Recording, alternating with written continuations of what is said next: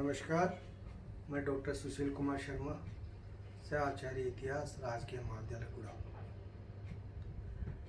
अभी हम जो व्याख्यान और उनकी श्रृंखला में चला रहे हैं, जैन धर्म का उदय, बौद्ध धर्म का उदय और उनमें क्या क्या समानताएं थी।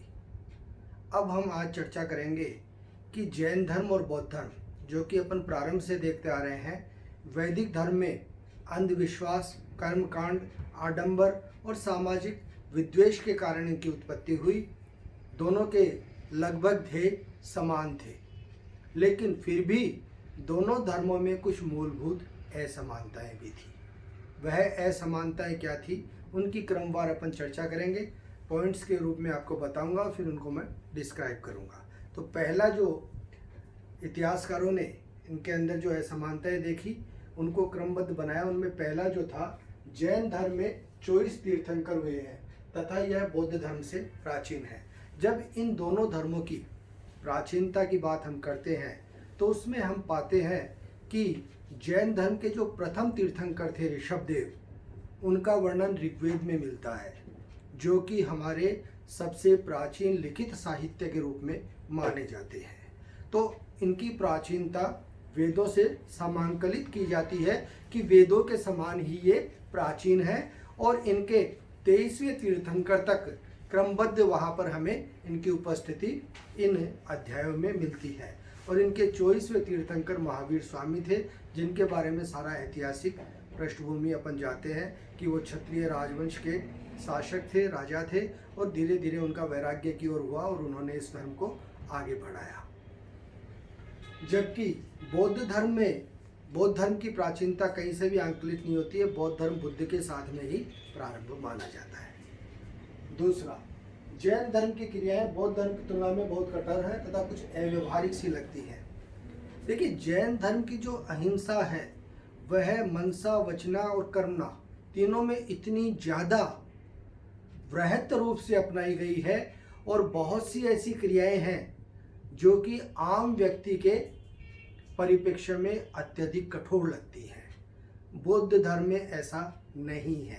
ये मूलभूत अंतर इन दोनों धर्मों के अंदर किया जाता है।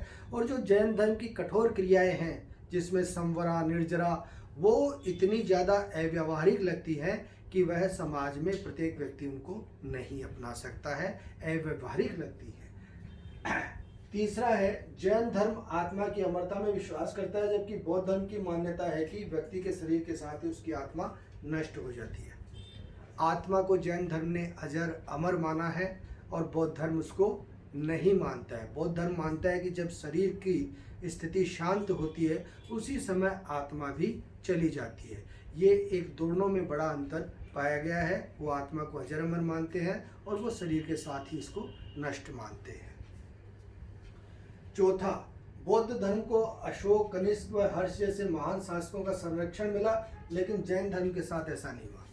देखिए, बौद्ध धर्म जो था बहुत तेजी से बढ़ा, पल्लवित और पोषित हुआ, और न केवल हिंदुस्तान में बल्कि विदेशों तक में यह धर्म चला गया। उसके पीछे क्या कारण था कि उसे तत्कालीन समय हिंदुस्तान के बड़े बड़े शासकों का राजाश्रय मिला, और राजाश्रय मिलने के साथ ही इन लोगों ने इस धर्म को राजधर्म भी घोषित कर दिया। जैसे कि अपन लगातार चर्चा कर रहे हैं कि अशोक ने तो धर्म महामात्र नियुक्त कर दिए, यानी वो केवल धर्म का काम किया करते थे, धर्म को प्रचारित, प्रसारित और पल्लवित और पोषित करने का काम किया करते थे। तो इस कारण यह धर्म बहुत तेजी से आगे बढ़ा, विदेशों तक में निकल गया। लेकिन अगर अपन आगे जाकर के देखेंगे कि भारत में इसकी स्थिति जो है वो विलुप्त प्राय हो गई थी। जैन धर्म को कहीं ना कहीं आंशिक संरक्षण मिला, लेकिन इतना राजाश्रय नहीं मिला कि वह उसको पूरी तरह से अंगीकार कर लिया हो। यह दोनों के अंदर बहुत बड़ा राजसी अंतर रहा।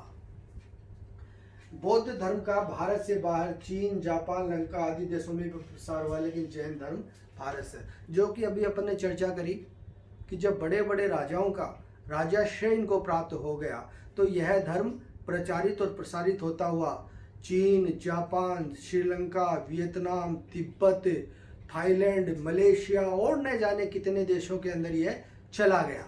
लेकिन जैन धर्म जो था वह भारत तक सीमित रहा और भारत के अंदर भी एक शांत प्रकृति और हिंदुत्व के साथ मिलकर के यह धर्म आगे चला। इसकी स्थितियां जो थी वह किसी भी रूप में इस प्रकार से नहीं नजर आई कि इन्होंने कुछ अलग से कट्टरपंथिता कहीं पर भी दिखाई हो।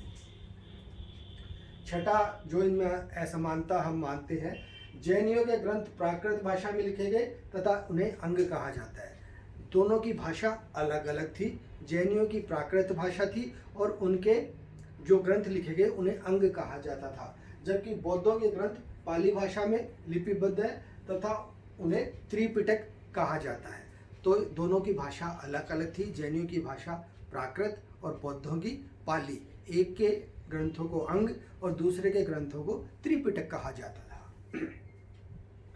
बौद्ध धर्म जैन धर्म के समान अहिंसा पर बल नहीं देता है। जैसे कि अपन ने पहले भी चर्चा करी कि जैन धर्म की अहिंसा बहुत सूक्ष्म अहिंसा है और बौद्ध धर्म उसको उतनी मान्यता नहीं देता है। बौद्ध धर्म यहाँ पर कुछ कुछ व्यवहारिक नजर आता है और जैन धर्म अव्यवहार की स्थिति में चला जाता है। तो अहिंसा को पक्ष को लेकर के इन दोनों में विरोधाभास है। आठवां पक्ष जो है, जैन धर्म तपस्या उपवास आदि को मोक्ष प्राप्ति का मार्ग मानता है, जबकि बौद्ध धर्म शुद्ध आचरण तथा नैतिकता को निर्वाण प्राप्ति का मार्ग मानता है। निर्वाण और मोक्ष को दोनों ने महत्ता दी है, लेकिन दोनों ने अलग अलग साधनों के माध्यम से दी है। जैन धर्म इसके लिए बहुत ही कठोर है, जबकि बौद्ध धर्म नैतिकता और शुद्ध आचरण के साथ में ही इसकी प्राप्ति को स्वीकार कर लेता है कि उससे उसकी प्राप्ति संभव है, जबकि जैन धर्म के अंदर ऐसा नहीं माना गया है। नेक्स्ट, जैन धर्म का सने सने प्रसार हुआ, यानी कि धीरे धीरे प्रसार हुआ, लेकिन यह आज भी भारत में विद्यमान है। जबकि बौद्ध धर्म का बहुत तेजी से प्रसार हुआ, लेकिन यह भारत से लगभग विलुप्त हो गया है। जैसे कि अपन ने पहले भी चर्चा करी कि जैन धर्म जो है वह धीरे धीरे बढ़ा, धीरे धीरे प्रचारित और प्रसारित हुआ, लेकिन इसका पूरी तरह से भारत के अंदर आज भी इसका स्थायित्व है। जैन धर्म बहुत अच्छे और बहुत ही सक्षम रूप में हिंदुस्तान में आज भी स्थापित है। बौद्ध धर्म बहुत तेजी से बढ़ा, प्रचारित और प्रसारित हुआ, पूरी दुनिया में फैल गया, लेकिन हिंदुस्तान में प्राय विलुप्त प्राय हो गया है और उसकी स्थिति बहुत ही न्यून रूप में बौद्ध धर्म की हिंदुस्तान में देखने को मिलती है। 10वां जो पक्ष है, जैन धर्म में महापुरुषों का तीर्थंकर तथा बौद्ध धर्म में बोधिसत्व कहा जाता है। जैसे कि एक 24 तीर्थंकरों की स्थिति जैन धर्म में मिलती है। पहले ऋषभदेव, तीसरे 23वें पार्श्वनाथ और 24वें महावीर, ये बहुत ही प्रख्यात रहे। उनको तीर्थंकर कहा जाता है, जो उनके महापुरुष थे। और बौद्ध धर्म में जो महापुरुष हुए उन्हें बोधिसत्व, यानी कि अलग अलग इनको नाम दिए गए हैं, शब्द दिए गए हैं। अंतिम और सबसे महत्वपूर्ण, जैन धर्म के अनुसार मोक्ष मृत्यु के पश्चात ही प्राप्त हो सकता है, जबकि बौद्ध धर्म में यह जीवन में ही संभव है। दोनों की फिलॉसफी और दार्शनिक चिंतन के बाद में अपन इस स्थिति तक पहुंचते हैं कि जैन धर्म जो था वह यह कहता है कि मोक्ष की प्राप्ति इस शरीर के समाप्त होने के बाद ही संभव है, यानी कि वो शरीर के साथ इसको स्वीकार नहीं करता है कि शरीर जब चला जाएगा तभी मोक्ष प्राप्त होगा। लेकिन बौद्ध धर्म ये कहता है, जो जीवन में शुद्ध नैतिकता की बात करता है, जीवन को पूरी तरह से संचालित और संसाधित करने की बात करता है, वो कहता है कि हम इस जीवन में रहते हुए भी मोक्ष की प्राप्ति कर सकते हैं। तो ये कुल मिलाकर 11 पक्षों के माध्यम से हमने ये देखा कि जैन धर्म और बौद्ध धर्म में मूलभूत रूप से क्या क्या असमानताएं थी, जिनके माध्यम से स्पष्ट अंतर हम इनके माध्यम से कर सकते हैं। धन्यवाद।